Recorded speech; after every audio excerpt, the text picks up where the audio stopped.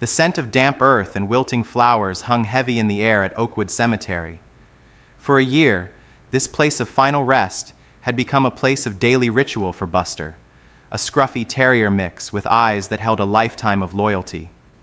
His person, an elderly man named Mr. Abernathy, was gone. Every morning, like clockwork, Mr. Abernathy's daughter, Clara, would bring Buster to the cemetery, expecting him to lie by her father's polished gravestone. But Buster never did. Instead, the moment his leash was off, the little dog would trot with purpose to the far side of the cemetery, to a neglected section of unmarked graves. There, he would stop at one specific, barren patch of earth, and he would begin to dig. Not frantically, but with a quiet, determined focus, as if he were performing a sacred duty. Clara was heartbroken and confused. "Why, Buster? Why there? Dad is over here," she would plead, her voice cracking. The cemetery groundskeeper, a gruff but kind man named George, would shake his head. "Dogs grieve in strange ways, miss. He's just confused." But Clara saw the intelligence in Buster's gaze. It wasn't confusion. It was insistence. Day after day, the routine was the same. Buster would dig. Clara would gently pull him away, her heart aching. George would fill the shallow hole back in, muttering about the stubbornness of dogs. The patch of earth was nothing special. No name, no date, just forgotten ground. But for Buster, it was the most important place on earth. Clara tried everything to distract him. Treats, toys, other walking routes. Nothing worked. His devotion to that barren spot was absolute. One afternoon, as she watched Buster's paws rhythmically push away the soil, an unsettling thought struck her.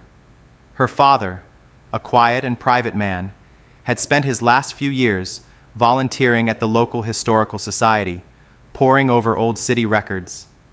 He had become obsessed with something, she recalled, something about correcting a wrong. He'd been secretive, agitated. She had dismissed it as the rambling of an old man. Now, she wondered. Driven by a sudden, desperate curiosity, she went to the town hall's records office. She asked for the cemetery plot maps for that specific unmarked section. The clerk was dismissive. "That's the old potter's field, ma'am, for the unclaimed, the unknown. There are no records." But Clara persisted, remembering her father's words. There must be something, an old ledger, anything. Reluctantly, the clerk retrieved a dusty, leather-bound book from the archives. Its pages were brittle with age. Together they scanned the faded, handwritten entries from over 80 years ago. And then, Clara's breath caught in her throat. Next to the plot number that corresponded with Buster's spot was a name, Michael Abernathy. It was her grandfather's name.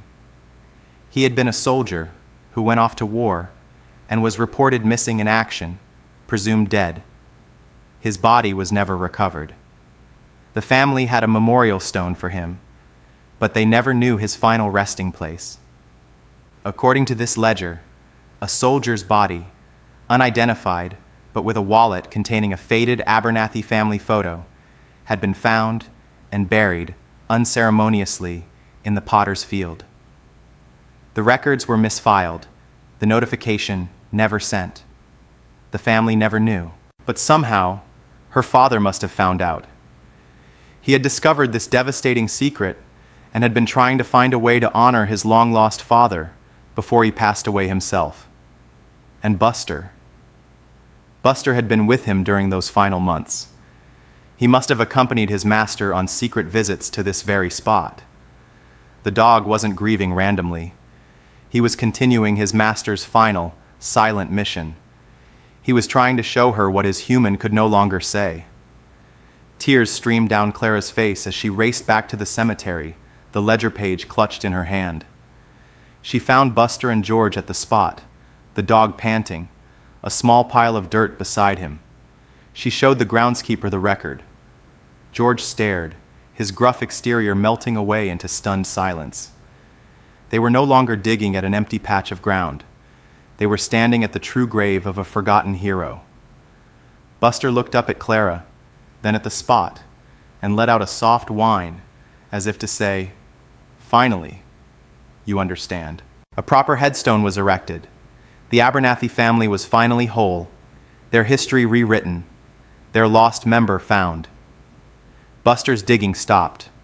From that day on, he would lie peacefully at the new stone, his duty complete, a silent sentinel guarding the reunion of a father and son across the veil of time. Sometimes the greatest truths are not spoken, but buried beneath layers of silence and time.